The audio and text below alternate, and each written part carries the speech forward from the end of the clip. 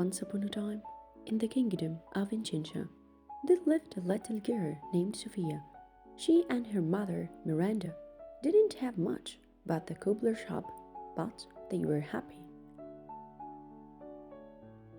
One morning, Sophia and her mother went to the castle to bring King Roland a new pair of shoes. He and Miranda took one look at each other, and it was love at first sight. The couple married, and soon Sophia and her mom were to the castle for a life they never could have imagined. Miranda lovingly greeted the king's children, Princess Amber and Prince James.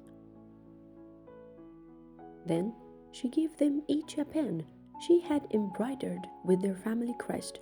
King Roland placed a tiara on Sophia's head. "Welcome to the family." "I think it's going to take me a while to get the hang of things around here," Amber nodded. "Just follow my lead and you'll be okay." Sophia was grateful.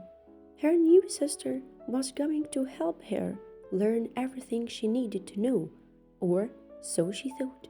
At dinner that evening, Sophia counted 6 different forks by her plate. Silverware clattered to the floor as she picked up one fork, then another. King Roland could see it was going to take a while for Sophia to get used to her new royal life. He had a surprise to help her feel welcome.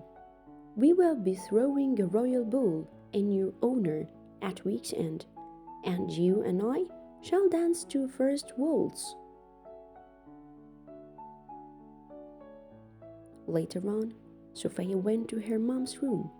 "I don't know anything about being a princess, and I don't know how to dance. I'm going to trip, and everyone's going to laugh at me." Miranda smiled down at Sophia and assured her daughter she'd be fine if she just tried her best. Just then, they heard a knock at the door. It was King Roland with a beautiful gift for Sophia.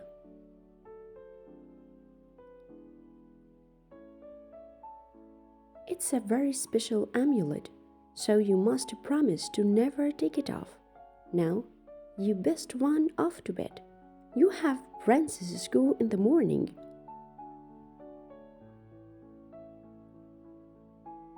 Princess school? Sophia liked the sound of that. Maybe she could learn how to act like a real princess in time for the ball after all. As Sophia skipped back to her room, she bumped into Cedric. The royal sorcerer's beady eyes went straight to the amulet around Sophia's neck.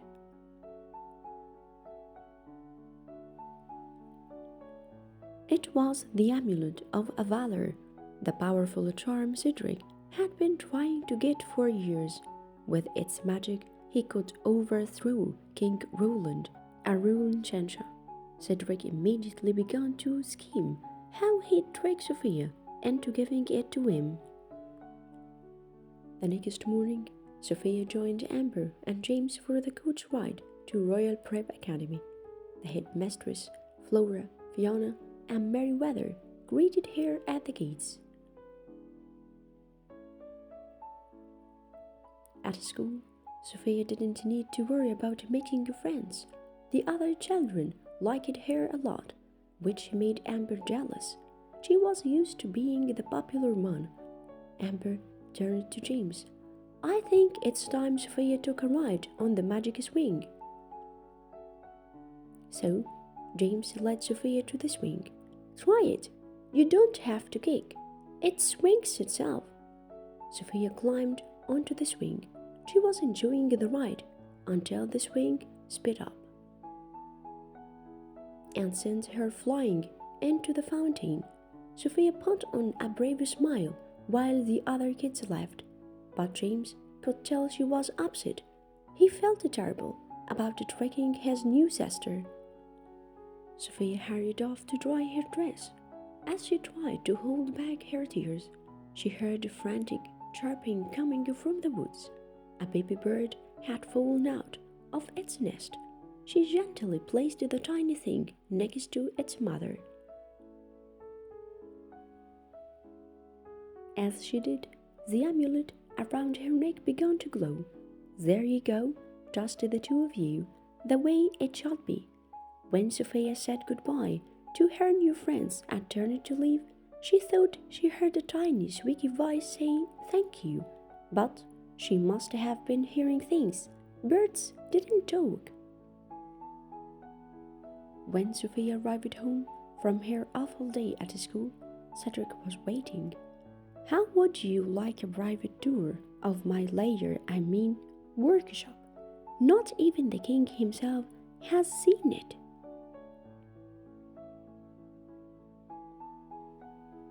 In Cedric's workshop, Sophia saw a picture of the amulet of Valor. That looks just like my amulet. But if you had the amulet of Valor, you'd know, for it contains powerful magic. I can take a quick look at it. Sophia shook her head. I promised never to take it off. As soon as Cedric saw his plan wasn't working, he rushed her out the door. This was going to be tougher than he thought.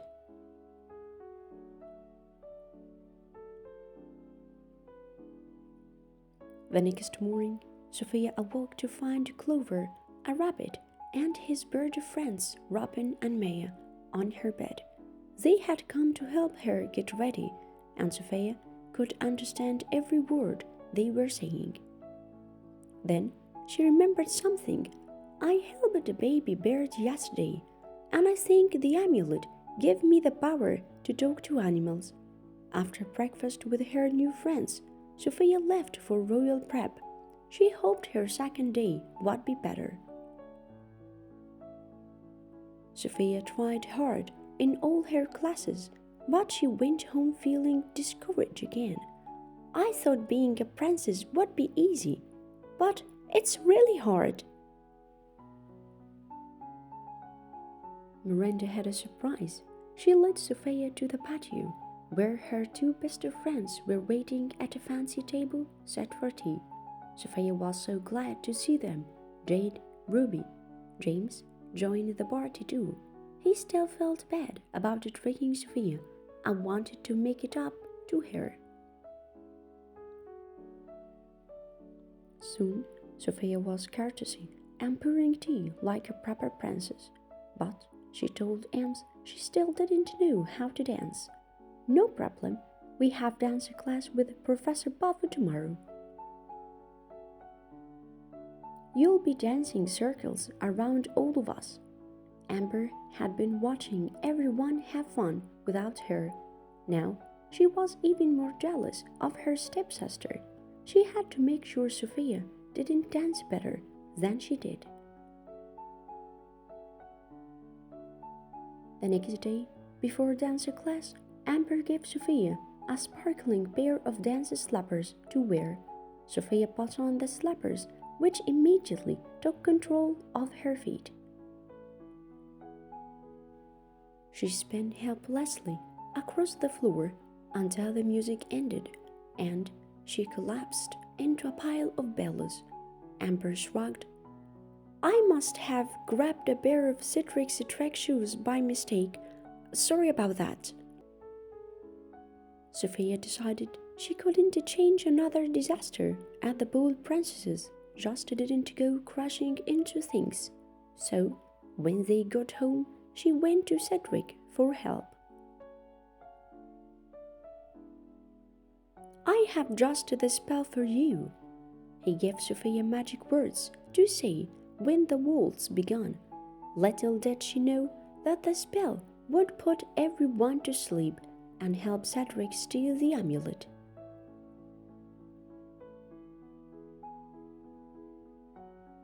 Soon, it was time to get ready for the ball. Amber was admiring herself in the mirror when James came in. You gave Sophia the trick shoes on purpose. You're trying to ruin her ball.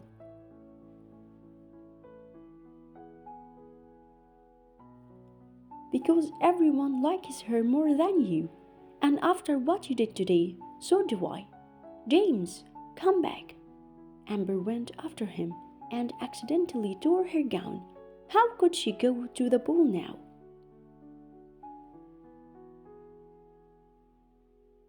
Sophia stood in front of her own mirror and stared at herself in her fancy gown and glittering tiara. She felt like a real princess for the first time that week. Sophia was actually looking forward to the ball. A little while later, everyone watched as King Roland proudly escorted beaming Sophia into the ballroom. The orchestra began to play. It was time for the first waltz.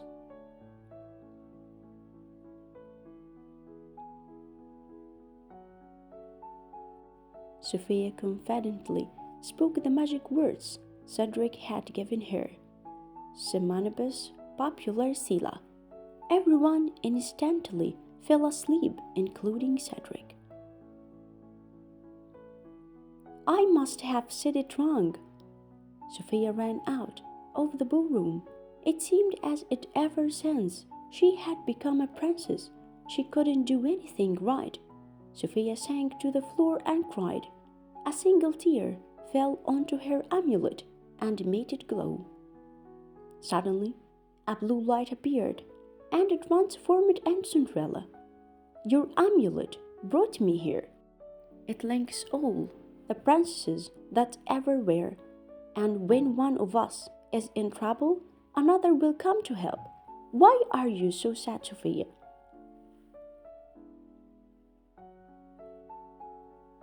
Sophia told Cinderella about trying to use a magic spell to help her become a better princess. Cinderella smiled as she explained that she wasn't always a princess either.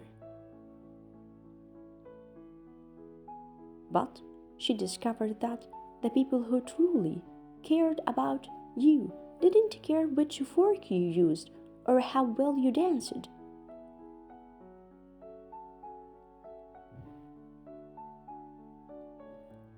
Cinderella couldn't undo the spell, but she suggested that Sophia try to become true sisters with Amber.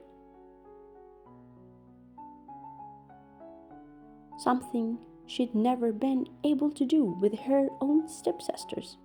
Perhaps all she needs is a second chance. Then Cinderella disappeared.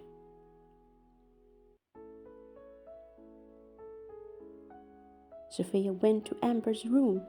I've done something terrible. She told her stepsister about the spell and then led her to the ballroom. When Amber saw her father, she gasped in shock. Sophia felt terrible. It's all my fault.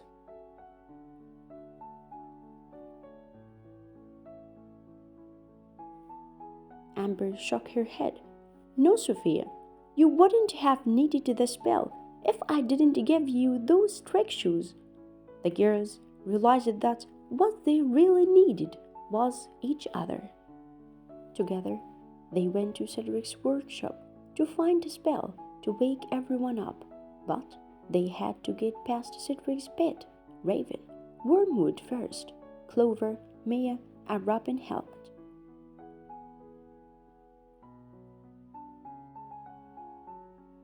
As soon the Raven was locked in his cage, let's find that counter spell. Wormwood didn't realize that with her amulet, Sophia could understand every word he said, so Clover tricked him into revealing where the counter spell book was hidden. Now, Cedric's spell could be broken.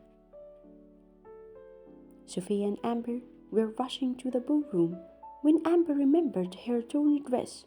I can't go in there looking like this. But Sophia wasn't about to leave her sister behind.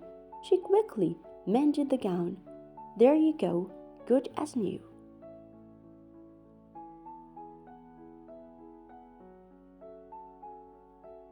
Now, it was Amber's turn to help. She led her sister in waltz until Sophia was ready for the ball. Sophia smiled as she took her place beside the king. Populusilla excited. To her relief, everyone woke up.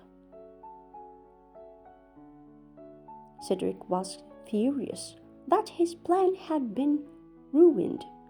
He flicked his wand and disappeared in a puff of smoke. Marilyn's mushrooms.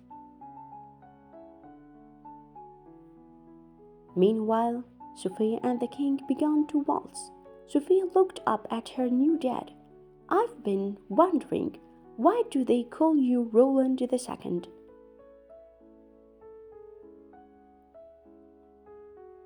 The king explained to Sophia that his father had also been named Roland, "So I guess that makes me Sophia the First." And it was plain to see that this princess was going to live happily ever after.